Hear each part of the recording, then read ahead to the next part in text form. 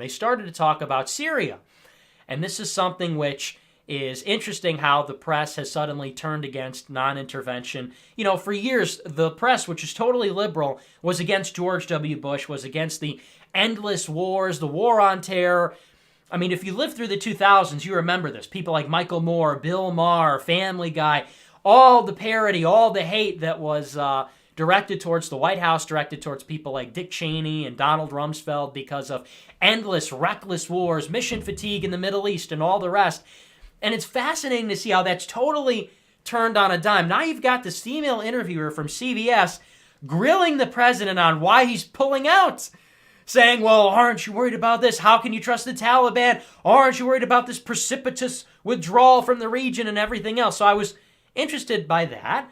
And then you saw the president, you remember a month ago, or I guess a little bit over a month ago now, the president said, we're pulling out of Syria completely in a month. And then it was 4 months, and the rest is history, obviously. Now it's just, there's no timetable for that. He said, and he's sort of walking this tightrope here, where on the one hand, you can see that he wants to get us out of there. His answers are, look, we've been in there for 20 years. We should have never been in there. I really love, there was one exchange where she said, you don't trust your intelligence people on Iran. They say Iran isn't developing a nuclear weapon. You don't trust them. And Trump responded, well, our intelligence people also said there are weapons of mass destruction in Iraq. And that was obviously totally wrong. So that was very good. That was very epic. So on the one hand, he's got all this rhetoric, which is so good, saying, look, I'm not in favor of endless war. We're not the policeman of the world. We're never going to fix this. We've basically lost it in Syria and Afghanistan. She said, you know, well, you criticized Obama for pulling out of Iraq. He said, well, that's a good point, but Iraq was won. Syria, we never even came close to winning. Afghanistan, we're losing, so we're getting out of there. So it's interesting that on the one hand, all the rhetoric shows that I think Donald Trump is deeply offended and disturbed by what's happening with foreign wars. He said, I visit the people in the hospital who have their legs blown off, their arms blown off, whatever, and basically it's got to stop. But then there's always this equivocating throughout the interview of, well, we're going to get out, but we've got to protect some things, we've got to protect some people, and we're going to do it eventually. In particular, I found this quote very interesting. If you don't, if you think I'm crazy, if you don't believe me by now that what I'm saying is legit, and I'm not just some crank or some hater, very interesting quote from the horse's mouth, from the man himself. She asked him basically, so what are you doing in Syria? What's going on with this withdrawal? And he responded, quote, we're going to be there and we're going to be staying. We have to protect Israel. We're going to be there. We are going to be staying. We have to protect Israel. We have to protect other things we have, but they'll be coming back in a matter of time. So she's asking about these 2,000 troops remaining in Syria, and after this whole long rant about endless wars, it never ends, our Americans are dying over there, it's not working, there's no weapons of mass destruction, we should have never been in the Middle East, blah, blah, blah. And then how do we equivocate? What are the practical considerations there? Is it, well, we have to do this for Americans, we have to, even oil, if it was oil, I would be so much more generous. I would understand that. We have to protect oil. Look, America runs on oil. The world economy runs on oil. If we were in the Middle East for the naked self-interest of protecting oil, protecting our economic interest, okay, I can understand that. But why are we staying there? Well, we're going to be there. We're going to be staying because we have to protect Israel. Oh, so basically what I've been saying for 2 years. And I've been told by everybody in the mainstream conservative establishment. I've been told by people on the alt-right. I've been told by so-called truth tellers, really fringe, out there, politically incorrect people on the alt-right, people like Mike Cernovich and others. You shouldn't worry too much about Israel. Israel's our closest ally. That's really interesting. I was told by everybody, every stripe, from the Daily Wire crowd, to the Fox News crowd, to the CRTV crowd, to even the alt-right. Oh, there's nothing going on with that. You're taking that too far. You'll never get anywhere with that mentality. But why are we in Syria? Oh, we're there to protect Israel. Basically what I've been saying all along. And you can go back just about every show we've done about Syria. What have we said for years? And this isn't just me, by the way. People have been saying this for 50 years. People have been saying this for a long time. People have been saying this since the 1940s. and we were giving so much support to the Zionists, when we recognized the state of Israel under Harry Truman, under pressure from the Zionist lobby. People are talking about this for almost 100 years. Why are we in Syria? Every show I said, well, we're in there because of a little ditty called the Clean Break Memo in 1996, which lays out pretty clearly why we've been in the Middle East for 20 years. Because we have to protect Israel's northern border, because they send all kinds of supplies and troops and other things through Syria to get to Lebanon, and from Lebanon they use that as a forward base to launch attacks against Israel. Well, I understand that. By all means, Israel's got a big problem on their hands with Lebanon and Syria. What does that have to do with me? What does that have to do with anybody who goes over to Syria and dies? Anybody who goes over to Syria and gets injured? What does that have to do with the American taxpayers footing the bill for this operation? What does that have to do with America? We have to protect Israel. Why? We can't protect our own country. They just announced, actually, in fact, which I find the timing to be so perfect, Bibi Netanyahu announced this weekend that Israel is actually now building a new border wall along the Gaza Strip. That's interesting. So let me get this straight. Israel can protect Israel with border walls, with missiles, with illegal chemical agents. They can protect themselves any way, shape, or form. In fact, it's in their official foreign policy doctrine that if they believe they are under a serious existential threat, they can nuke the whole world. It's called the Samson option. Look it up. Very disturbing stuff.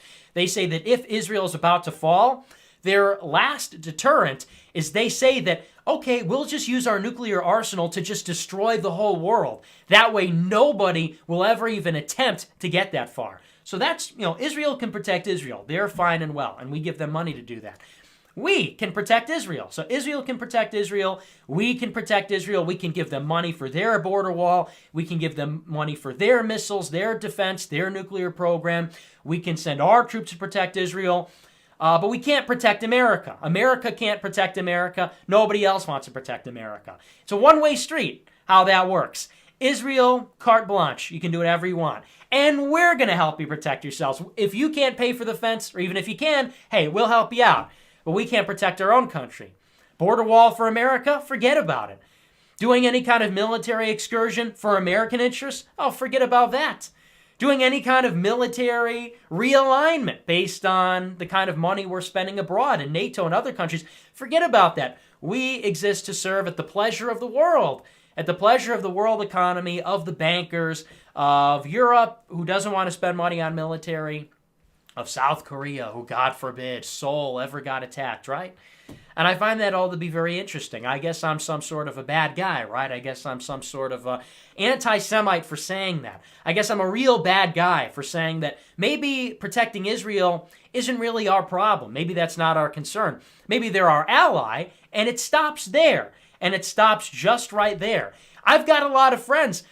I don't know that I'd die for them. I don't know if I'd send my children, my sons, my brothers, all my family to give their lives to protect them. I don't know if I'd give my fortune to protect them. I think we'd just be friends. I think it would just be mutual. There'd be some degree of equality. There'd be some degree of equity, some degree of reciprocity, perhaps. But it seems to me that it only goes one way. You know what that's called in the wild? You know what that's called in nature? That's called a parasite. When you have two organisms working together, you could call that a pack if they're of the same species. If they're of the same tribe, perhaps. If they're working together on a microscopic level, you could call that symbiosis. Symbiosis, meaning that it's life working together. Those are the Latin roots of those words, A microscopic organism attaching to a bigger organism, and the microscopic organism gets nutrients, whatever, and the bigger thing, I don't know, they get some sort of a benefit. When it only goes one way, you know what they call that? Easy, very clinical. This is the dictionary definition. It's called a parasite when it only goes in one direction. Use that kind of language, and I guess you're some sort of a hater. I guess that makes you a real bigot. But I feel the same way about any other country. It's just that no other country offends the degree to which Israel does. I would say the same thing about any country in the world. I'd say that about Mexico. I've got Mexican ancestry. I'd say that about Italy. I've got Italian ancestry. I'd say that about Ireland. But here's the thing. We don't have 2,000 troops inside occupying the enemies of Mexico, Italy, or Ireland. We don't give $3.8 billion a year to Mexico, Italy, or Ireland. We don't do any of that. Italy, Mexico, and Ireland don't spy on us. They don't steal our military secrets. None of them have nuclear weapons. And if they did, they don't. But if they did, they didn't get them by stealing their nuclear secrets or materials from us. None of the same can be said about Israel. Italy, Mexico, Ireland don't believe they ever blew up one of our ships, right? So that's all very interesting to me. From the horse's mouth. I'm not just some guy out there making stuff up. We're in Syria because of Israel. Is that a conspiracy theory? The President of the United States said it explicitly on national television. We're going to be there. We're going to be staying. We have to protect Israel. Oh, well, that's very nice. Glad to hear it. Well, when we finally wrap up in the Middle East, when we finally make the Middle East safe for Israel, maybe then we could get around to protecting America, right? Maybe then, once we figured out this 1,300-year war of religions in the Middle East, in the desert, once we solve that beyond a reasonable doubt, and ISIS and Al-Qaeda will never rise again, when that happens, don't hold your breath, maybe then we can get around to securing our own border, protecting our own interests. Wouldn't that be nice, right? So I thought that was just a nice, interesting little Bubble Bowl tidbit there, a little Super Bowl tidbit. That it's all out there. I just love when they say it explicitly, because how can anybody refute that? You go into a debate with any of these people, Will Chamberlain, Jacob Wool, Aaron Bandler, whoever, and it's so simple. The President of the United States says we are in Syria to protect Israel. I don't really care about Israel. Newsflash. Look, I'm not Jewish. I'm not an Israeli. I don't really care what happens to Israel. I don't care what happens to anybody. I care what happens to people in my area. I care what happens to my neighbors. I care what happens to my family. I care what happens to my friends in Arizona and California and Virginia, in Massachusetts. I care what happens to people in America. I don't care what happens to France, Russia, China, or Israel, for that matter. I just simply don't care. Oh, they're the only Western democracy. They're in a bad neighborhood. But don't you remember the Holocaust? Yeah, big whip. How about Armenia? Armenia had a pretty bad genocide. Have you heard anything about Nagorno-Karabakh? Yeah, that's a pretty esoteric one. Why don't you look that up? You ever even heard of that? Armenians had a pretty terrible genocide. They've got land disputes. They've got large powers trying to intercede in their affairs, trying to influence their elections, their politics. People try to genocide them. That's the only place you're going to find Armenians. Is there an existential threat to Armenians, which is the number one priority of our foreign policy apparatus? No, of course not. Is Nagorno-Karabakh in the media the same way that the Gaza Strip and the West Bank is? No way. That's because Armenians don't have a large super PAC controlling Congress. That's what it comes down to. Armenians don't control the media. That's what it comes down to. You don't have anybody working in the New York Times or the Wall Street Journal who wrote for the Armenian Post, like Bret Stephens writing for the Jerusalem Post. That's why you don't see it. The Armenians don't have a very complicated intelligence service that'll literally kill you or intimidate you if you talk about it. There's a lot of countries that have been subject to genocide, persecution. How about the gypsies? How about any one of them? So anyway, I don't want to, we're just now it's just turned into a screed, all right? A little news update turns into a screed very quickly, but I think you understand my feelings on it. It's all very ridiculous. It's all very unjust, unfair, not right. America first. So that's that's our little tidbit. We have to move on. I could probably spend 3 hours going off about that subject, but I'm going to have to stop myself so we can move on. So that's the interview. So it was a nice little interview. It was a great game. White people won in the Super Bowl. That's how I see it. The white team won, MAGA team won, and that's great. Great victory for the winners. And Trump says stuff about Israel.